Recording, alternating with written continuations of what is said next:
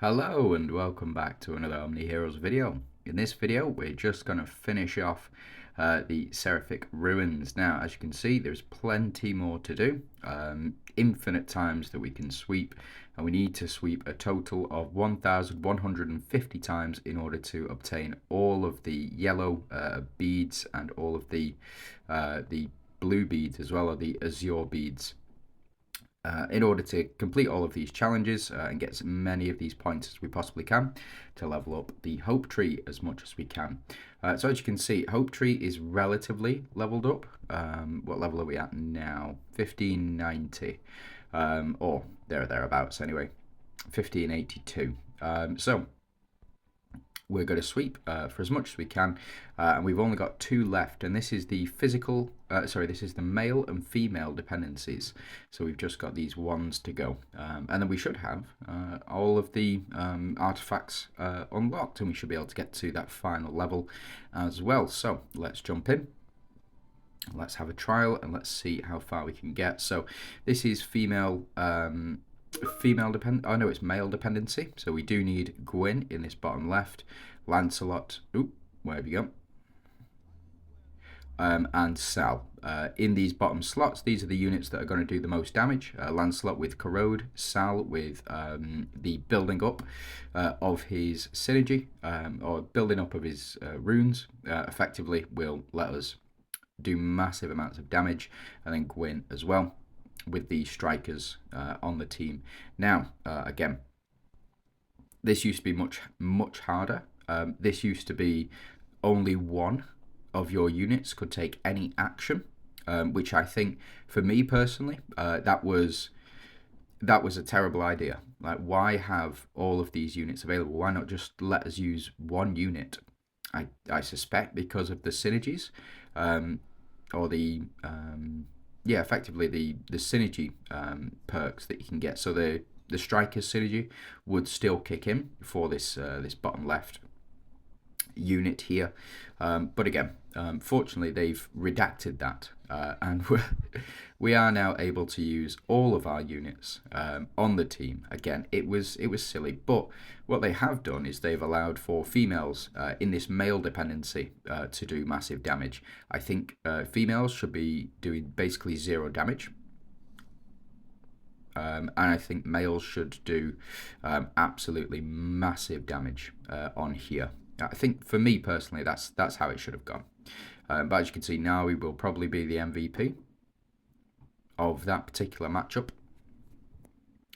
And I suspect that Astrid will be the MVP of this particular matchup as well. So just something to keep in mind. But it may be Corrode. It might be Corrode. But I don't think we've got enough units in here doing Corrode damage. We've only got two. Sorry, we've got three. We've got three. So it may be Lancelot that ends up doing the most. But I think Corrode will do the most in this particular matchup anyway. Again, it's not super difficult. You just need your male and your female attack dependencies leveled up, and then that way you'll be able to do absolutely massive damage. Again, it is a bit of a shame that there isn't more beads available, more of those red beads. I would absolutely love to be able to pump up the inner ring, so all of your foggy stuff, the additional attempts at Dragon War, World Arena, and the additional teams in your additional teams in the Clash domain stuff. That would be absolutely fantastic. Just having more access to that. Yeah, so it was Corrode, I think, that has done the most here. Yeah, even with Astrid being pumped up. Yeah, and Catherine being pumped up. Even Gloria getting in for massive damage here. Corrode's still pretty good this season, and I suspect it will continue to be good with Lancelot around anyway. As long as he is in the game, I suspect it's going to be absolutely massive damage. Now this, I kind of expect Mulan to do the most. Sal will do significant damage, but it won't be anywhere near as much as this burn effect, so something to keep in mind there.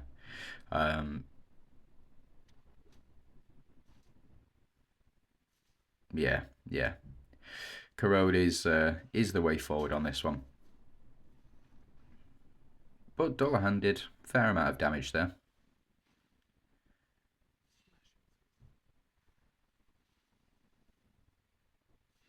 Yeah, all doing reasonable amounts of damage, and Sal building up, 36 million. Talinas able to actually do the most here, which is it's a bit strange, really.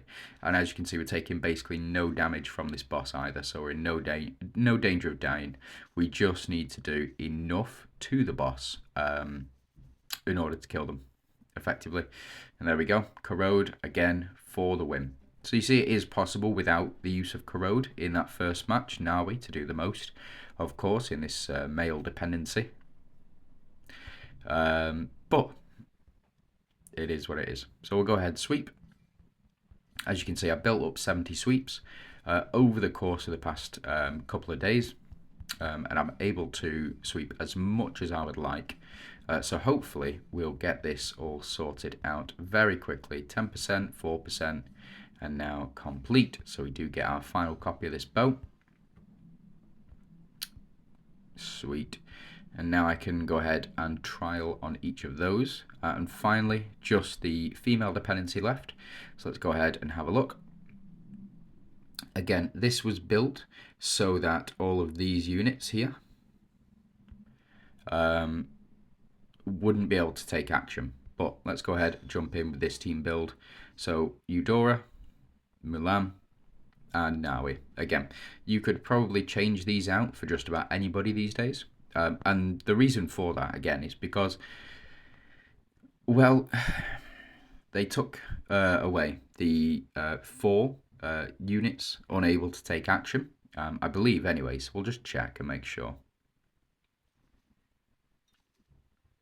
Yeah, so they can all perform actions. Again, I think what they should have done is remove the fact that males could do damage to this boss, and change it up so that these guys still did perform actions, except that they did no damage. That would be better. So I think we can go ahead and skip these. Yeah, so now it looks like round 2. Round 5, that took a little bit longer, but... And then we'll load. And then round 7, flipping out. That was a lot. Hold up.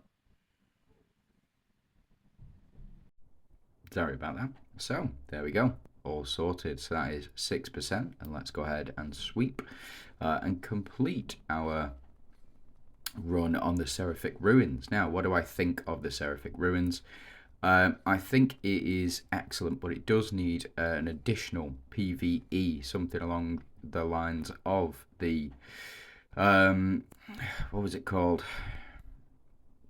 Thing that used to be here, Chaotic Space.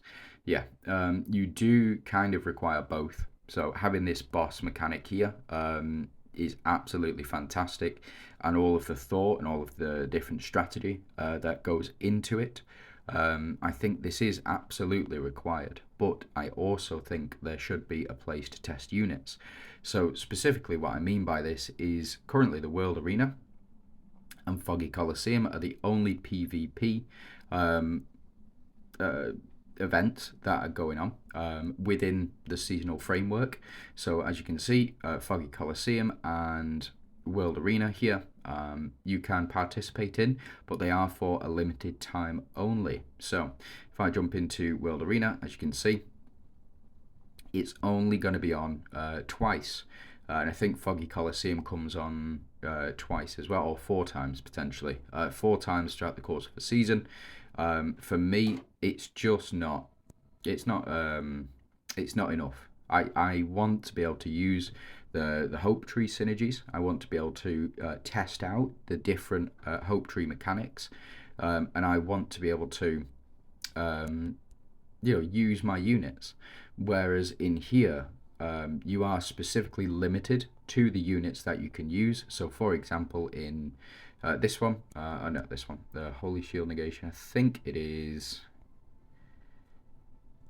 no, it's direct damage, healing dependency, here you go. So although we did get to use Ashlyn for a very brief time, we got to use Ashlyn. You are very limited in the number of units that you can use against this particular boss to beat them. And I do enjoy the fact that you have to use different setups per boss. I very much enjoy it, and I think they should retain this, and I think they should work to improve it and add different challenges in. This here, not everybody's going to be able to get to that 1050, especially if you're not picking up the tokens. If I jump into limited offer here, as you can see, you can buy 5 of these. Or 10 in total, and then you can go ahead and sweep using that. That's how people have got ahead, and that's how effectively I think you will get to this 1150. As you can see, you've still got 17 days left in the season, but I've only been able to accumulate 700 challenges, and that is with buying all of the attempts as well. So for me, there needs to be more ways of obtaining these sweeps, or these challenges need to be a bit more realistic. Sweeping 1,150 times is not realistic for the average player. I think that's more in line with whale territory, especially if you have to buy those sort of every 2 days, those attempts. You will finish it much faster than everybody else, and you will have more resources to pump into your hope tree. But again, it's not feasible for the common man. Now, what I think we need is another event here, right here. For me personally, that would be absolutely fantastic. I think the devs should implement this as more of a free PvP type event, rather than having Foggy Coliseum, where we get one chance effectively to run the teams that we think might work. Or in World Arena, where those attempts are very precious and you can't really get them back once you've made the attempts. So if your team sucks and you put it in, say for example, you've got to fight five other teams, and you put the team that you want to test out, you're not super confident in it, so you put it in slot 4, but you lose 0-3. You're never going to get to see that team, and it's a wasted attempt.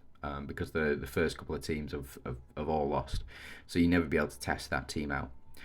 It is quite unrealistic, that example, but it still holds true. If, say for example, I wanted to test a team out and I put it in slot 7, hoping that somebody would fight me to slot 7, and I'm too strong, and then everybody who attempted only got to 5 matches between the teams, then effectively I'm never going to get to see that team, never going to get to see it in action. So we do need an additional PvP, so that we can test out the hope tree synergies, so that we can test out all of the different functionality within the framework of the season. And again, that's just my 2 cents on it. So let me know what you think. I think that is my artifact collection complete now. All of my legendary ones are at 3. Yeah, all my legendary ones are at 3, and all of my PvP artifacts. This is the first time I've been able to complete it this season.